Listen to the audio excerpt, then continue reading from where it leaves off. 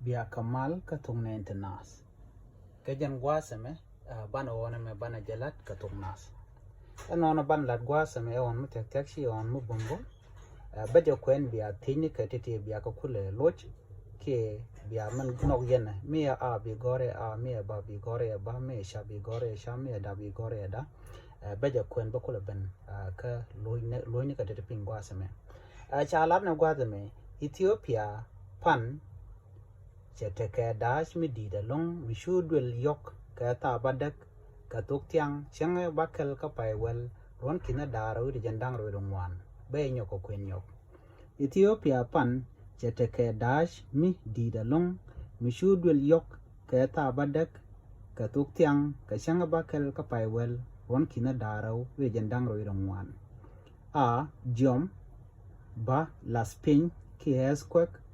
sha kandial goke da tele jegde jin bimegwejimo media jegde mo katiti bi sugar pingwasamo ko benedi ko ken bakalok ka baje lok baka queen Ethiopia pan cheteke dash mi di da long mi shudwel yok ka ta badak